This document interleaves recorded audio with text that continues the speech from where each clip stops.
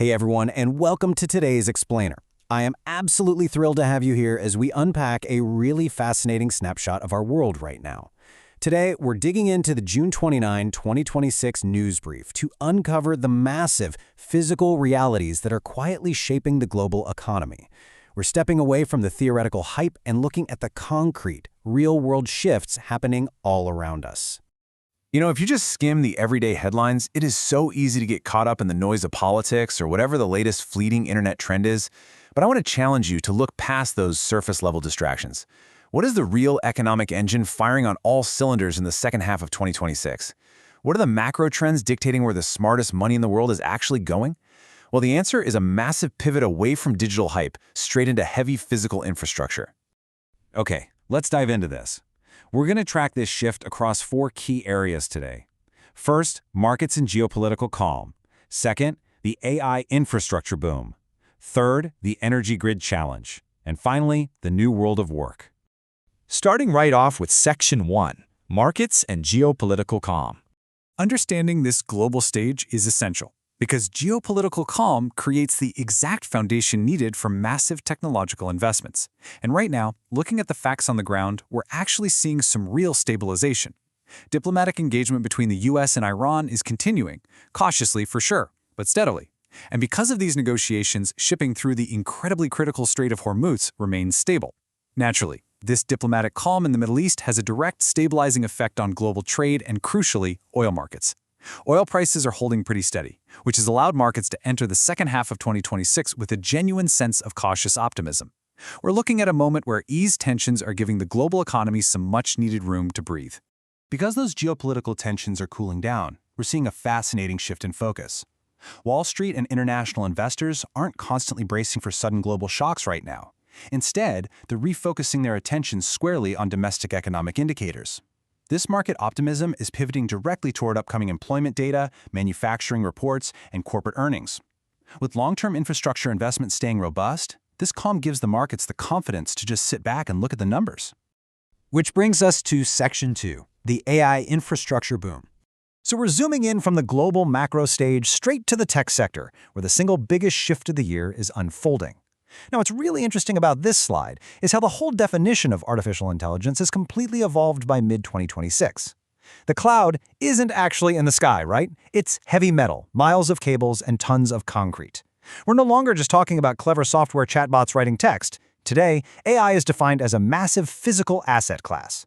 We're talking about the tangible infrastructure of semiconductors, massive sprawling data centers, and growing edge computing networks. Building this out remains the defining tech investment theme of the year. And this shift is incredibly clear when you look at investment priorities. On one side, hardware spending, specifically capital pouring into semiconductors and building new data centers, is vastly outpacing a lot of the software segments. It is a full-blown hardware boom. On the flip side, the software vendors aren't really trying to reinvent the wheel right now. Instead, they're deepening AI integration into the tools we already use, and they're shifting toward predictable usage-based pricing models because, frankly, customers are demanding cost efficiency.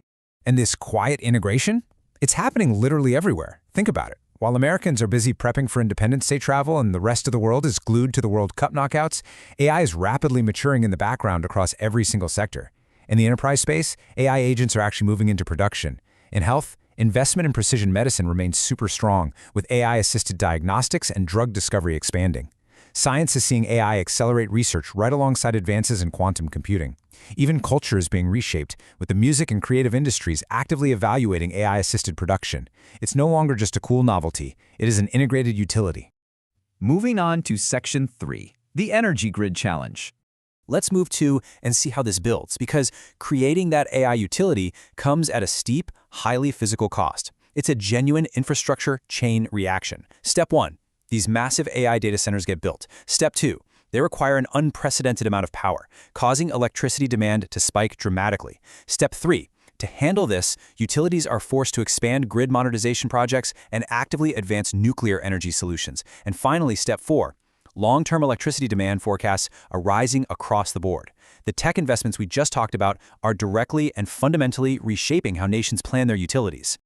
Meeting this new power demand is becoming a massive strategic national priority. This is especially true right now, as intense summer heat waves remain a major public safety concern across several states, putting immense stress on our existing infrastructure. So, to maintain energy security while simultaneously powering this new AI economy, we're seeing an all-of-the-above approach. Grid modernization projects are expanding rapidly. Nuclear energy continues to get very serious attention and investment, battery storage deployment is growing, and investment in the physical transmission lines is accelerating. Basically, you can't have the software of the future without the power grid to support it. And finally, Section 4, the new world of work. So we've covered global markets, tech hardware, and the energy grid.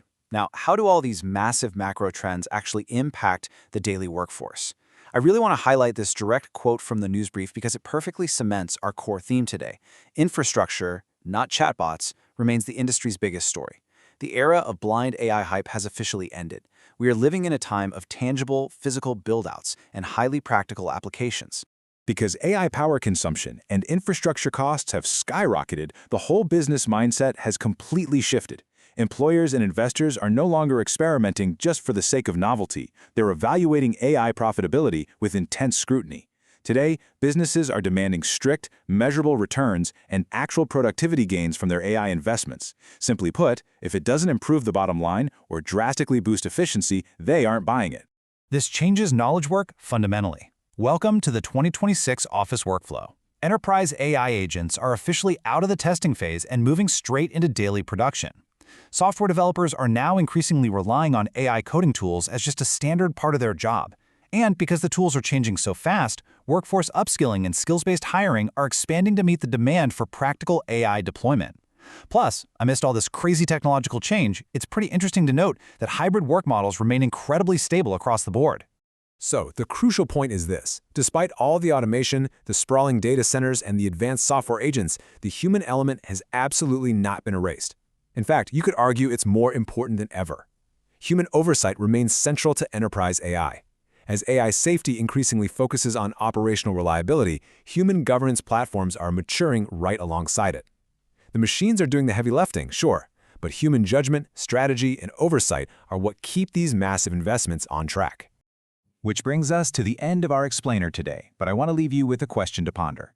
We've seen how the macro trend has decisively shifted from software hype to heavy physical infrastructure and strict ROI. So, as we navigate the second half of 2026, how is your own industry adapting to this new reality of measurable AI returns and the absolute vital need for human oversight? It is a massive shift, and everyone's career is going to intersect with it in some way. Thank you so much for joining me today to unpack this fascinating material. Keep learning, keep questioning, and I will see you in the next explainer.